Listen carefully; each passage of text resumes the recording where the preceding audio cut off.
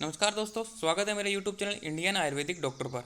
दोस्तों मैं हूं आपका दोस्त MKS माइसैनी। दोस्तों बहुत सारे कमेंट आ रहे हैं नीचे कमेंट सेक्शन में कि सर हमको कॉलेज मिलेगा कि नहीं मिलेगा। जिन बच्चों को MBBS नहीं मिल रहा, जिनके नंबर अच्छे हैं 560 है 570 हैं, ठीक है 580 हैं, वो बोल रहे हैं कि हमको नेशनल इंस्टीट्यूट ऑफ आयुर्वेदा मिल जाएगा कि नहीं मिलेगा, या फिर BHU मिल जाएगा नहीं मिल जाएगा, जामनगर मिलेगा कि नहीं मिलेगा। जो सेंट्रल यूनिवर्सिटी है या नेशनल इंस्टीट्यूट है उनमें ओपनिंग रैंक कितनी थी, क्लोजिंग रैंक कितनी थी लास्ट ईयर, वो मैं आपको बताऊंगा। और एक्सपेक्टेड इतनी ही है क्योंकि इस बार कोई रिजल्ट में कोई चेंज नहीं आया। पेपर टफ था नीट का, लेकिन फिर भी रैंक में कोई अंतर नहीं है। उतने ही नंबर पे उतनी रैंक प्रेफर कर रही है जो लास्ट ईयर थी। तो जितनी भी राउंड के हिसाब से चेक करेंगे यहाँ पे, देखो राउंड 1 है तो राउंड 1 में ओपनिंग रैंक क्या थी, क्लोजिंग रैंक क्या थी, कैटेगरीज वाइज वो सारी अपन देखेंगे। OBC की क्या थी, जनरल की क्या थी, EWS की क्या थी, SC की क्या थी, ST की क्या थी।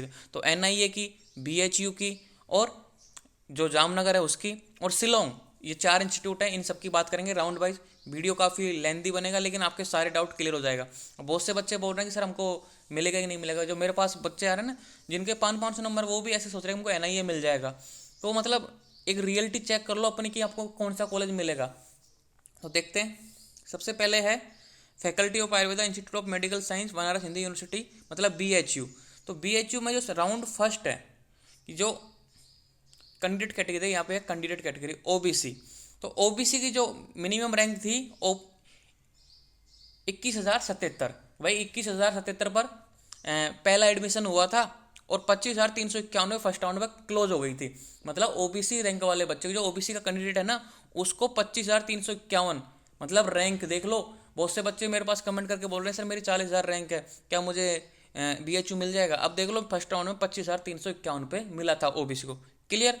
और दूसरी बात करते हैं EWS का जो कैंडिडेट है उसको 23,437 पे BHU मिला था, लास्ट रैंक है ये, ठीक है। और जो अब है EWS का एक कैंडिडेट है लेकिन उसको जनरल कैटेगरी अलॉट हुई थी, मतलब बोलते हैं जनरल फाइट किया, उसको 19,952। तो ये तो कम ही हो गई। तो मतलब EWS वाले के लिए 23,437 है, OBC वाले के लिए 25,351 है। क्लियर। अब आगे बात करते हैं। जो जनरल कैटेगरी का बच्चा है उसकी जो थी 20,000, नहीं हाँ 20,870 BHU मिला था ना, हिंदू बनारस यूनिवर्सिटी BMS में एडमिशन लेने के लिए। उसकी जो क्लोजिंग रैंक है फर्स्ट राउंड की कितनी है, 20,870। अब आप इस रैंक के अंदर अंदर आते हो तो आपको फर्स्ट राउंड में BHU मिलेगा, नहीं तो नहीं मिलेगा। अब बात करते हैं SC और ST की। SC कैटेगरी में जो क्लोजिंग रैंक थी 1,05,176 रैंक थी। क्लोजिंग रैंक है 1,05,176। अब जिन बच्चों की इसके अंदर अंदर रैंक है तो उसको BHU मिलेगा, नहीं तो नहीं मिलेगा। और ST में थी 1,27,599। क्लियर। ये BHU की है। तो ये BHU क्लियर हो गया यहाँ तक। हिंदू बनारस यूनिवर्सिटी जो उत्तर प्रदेश में है उसकी OBC की बता दी मैंने, जनरल की बता दी, EWS की बता दी, SC की बता दी, ST की बता दी। मतलब एक क्लोजिंग रैंक है। इस रैंक के लास्ट एडमिशन था, उसके बाद में इनमें एडमिशन नहीं हुआ, मतलब ये फर्स्ट राउंड की बात है। अब बात करते हैं किसकी, जो जामनगर गुजरात में है, institute of teaching and research Ayurveda Jamnagar Gujarat.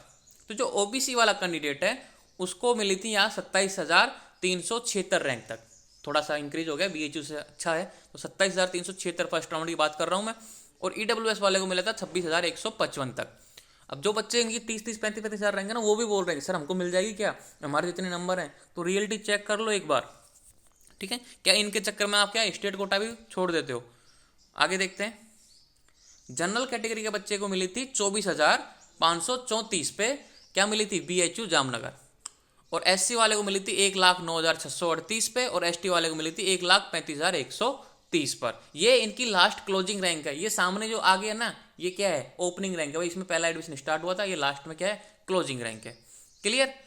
एक एक इंस्टीट्यूट की बात करूंगा। अब बात करते हैं अपन राजस्थान, जो national Institute of Ayurveda NIA का बड़ा क्रेज है क्योंकि आपको पता है भाई NIA में एडमिशन लेंगे तो 50% रिजर्वेशन है PG में, स्टाइपेंड भी अच्छा मिलता है और क्या बोलते हैं उसको, इंटर्नशिप में भी पैसे अच्छे मिलते हैं। और नेशनल इंस्टीट्यूट है, नंबर 1 इंस्टीट्यूट है, पढ़ने में भी अच्छा है, सब कुछ बढ़िया है। तो इसमें एडमिशन लेना चाहते हैं सभी बच्चे और इसके सपने देखते हैं। इसके चक्कर में क्या अदर कॉलेज भी भूल जाते हैं। तो इसकी रियलिटी चेक कर ले भाई, OBC को कितनी मिली, जनरल पे कितनी मिली, SC पे कितनी मिला, ST पे कितनी मिला।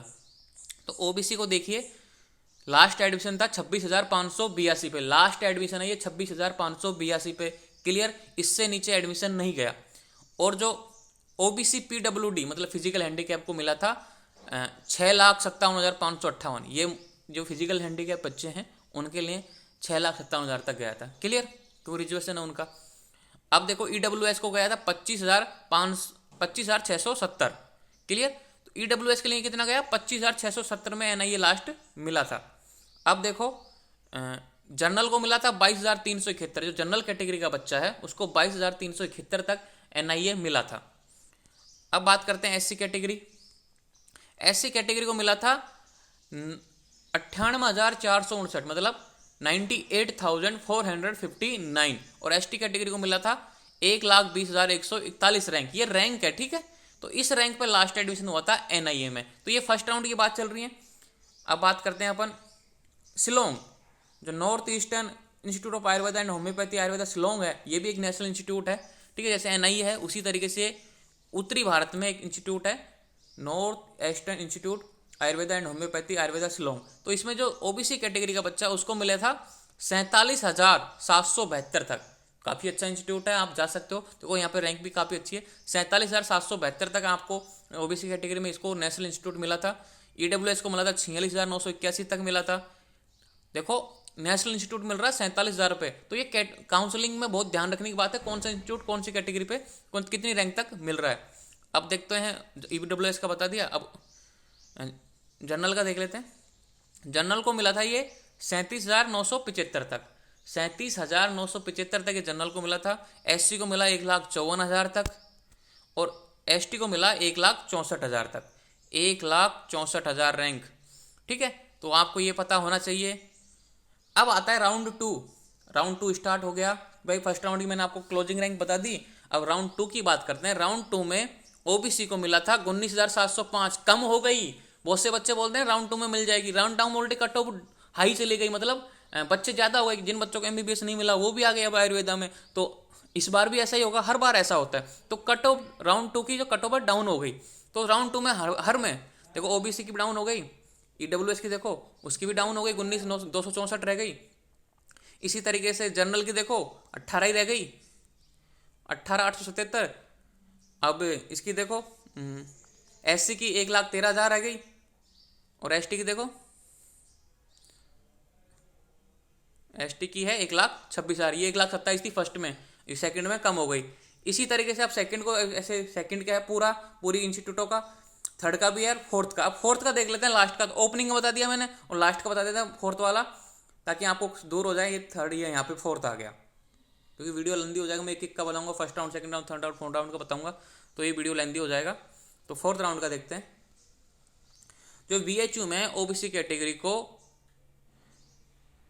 नेशनल इंस्टीट्यूट, एक मिनट रुको, हाँ, जो फोर्थ राउंड है, जो एनआईए का बात है, ये ओनली एनआईए होगा। फोर्थ राउंड ओनली एनआईए में, उसमें 30,176 तक मिला है। लास्ट कॉलेज ओबीसी को 30,176 तक एनआईए मिला था, ठीक है। जनरल को मिला है 25,111 तक मिला है। एससी को मिला है 1,71,350, क्योंकि एक सीट बाकी रह गई थी। मुझे पता था कि एक सीट एनआईए में खाली है एससी की, और लास्ट में काउंसलिंग हुई थी तो 1,71,350। लेकिन ये क्या था, मोपअप राउंड था। जो एनआईए का जो लास्ट में था ना, ये मोपअप राउंड था। मोपअप राउंड में जो बच्चे सीट छोड़ देते हैं, किसी कारणवश लेना नहीं चाहते, वो सीटें रही थी, इसलिए ये कट ऑफ ज्यादा हाई दिखा रहा है। तो इसके चक्कर में कंफ्यूज मत होना कि हाँ 1,71,000 तक एनआईए मिला था, 25,111 तक मिला था, 30,100 तक मिला था। ये एक एक सीट खाली रही थी, मोपअप राउंड इन्हीं के चक्कर में हुआ था, और इसीलिए ये कट ऑफ ज्यादा बता रहा है। क्लियर, ये बात ध्यान रखना। तो इसके चक्कर में कंफ्यूज मत रहना। फर्स्ट राउंड की जो कट ऑफ होती है ना, वही है। उसके बाद में हमेशा हाई गई है, मतलब कम रैंक, मतलब ज्यादा नंबर आए थे ना उनके, उन्हीं को मिला है। जैसे मैं बताऊंगा, फर्स्ट राउंड में किसी बच्चे को 585 पे एनआईए मिल गया, ठीक है, तो सेकंड राउंड में 590 ही गई है कट ऑफ, ना कि 584 हुई है। ये बात ध्यान रखना।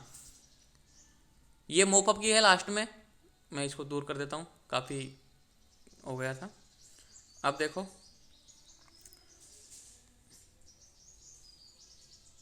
शिलोंग में 1,33,000 तक। देखो शिलोंग में जो लास्ट राउंड हुआ था ना, मोपअप राउंड, 1,33,000 ओबीसी कैटेगरी को मिला है। 1,33,000 का मीनिंग समझ रहे हो, मतलब 470-80 नंबर पे आपको ये मिल जाएगा। देख लो, National Institute of Ayurveda, government college कहीं भी नहीं मिलता, लेकिन मोपअप में जाके यहाँ पे मिल गया। ये शिलोंग में जाके। तो ये आपको ध्यान रखना है। बहुत से बच्चे हताश हो जाते हैं ना, तो काउंसलिंग बहुत अच्छा मेजरमेंट है। आप काउंसलिंग सही ढंग से करवाओगे ना, एक प्रॉपर तरीके से, जैसे आप अच्छी कॉलेजें भर रहे हो, सिस्टमेटिक तरीके से काउंसलिंग कराओगे, तो आपके चांसेस रहते हैं कहीं ना कहीं आपको एडमिशन मिलेगा। लेकिन आपने काउंसलिंग सही ढंग से नहीं करवाई तो प्रॉब्लम आएगी। EWS में देखो 1,07,945 में शिलोंग में मिला है BMS में एडमिशन। अब 1,07,000 देखो, जहाँ पे SC कैटेगरी को मिलता था ना, उस नंबर पे आपको 450 नंबर पे आपको मतलब BMS मिल गया, वो भी नेशनल इंस्टीट्यूट मिला है 4th राउंड में। अब ये मतलब ऐसे मत समझना कि ये हमेशा होगा, ये मोपअप राउंड है। अब ये मोपअप राउंड जाने के लिए क्या क्वालिटी है, आपको फर्स्ट राउंड में सीट नहीं मिलनी चाहिए, सेकंड राउंड में नहीं मिलनी चाहिए, थर्ड राउंड में नहीं मिलनी चाहिए, फोर्थ राउंड में नहीं मिलनी, मतलब थर्ड राउंड तक आपको सीट अलॉट नहीं होनी चाहिए। अगर आपको थर्ड राउंड में अलॉट हो गई तो आप मोपअप में नहीं जा सकते। तो इसकी बहुत एक वेराइटी है, बहुत क्रम है, बहुत मतलब रिस्क लेना पड़ता है। तो बहुत सारी चीज़ें हैं, तो एक काउंसलिंग गाइडेंस होना चाहिए आपके पास एक सिस्टमेटिक तरीके से। अब देखो यहाँ पे, अब SC का देखो 2,17,000 तक SC में मिला है, और जनरल में मिला है 68,313 तक। EWS में मिला है 1,07,000 तक, ये शिलोंग वाला। और जो ST तो है ही नहीं, 4th राउंड में ST की सीट पूरी हो गई थी। इसमें है जयपुर में है 3,31,000, नहीं, 3,01,534, 3,01,534 पे ये मिला है। नेशनल NIA मिला है, देख लो लास्ट में एक सीट खाली रह गई थी। ये लास्ट में आता है, मतलब मार्च आ जाएगा, तब तक आपको ध्यान रखना पड़ेगा। आपको अदर कॉलेजों में एडमिशन नहीं लेना है, अगर ऐसे लेना है तो ये मतलब एक तरीके से बहुत रिस्की काम है। अगर ओपन जर्नली देखें अपन, तो जो फर्स्ट राउंड की बताई है मैंने आपको, ये ओपनिंग एंड क्लोजिंग रैंक शुरुआत में ये 4 इंस्टीट्यूट की, ये मैन है।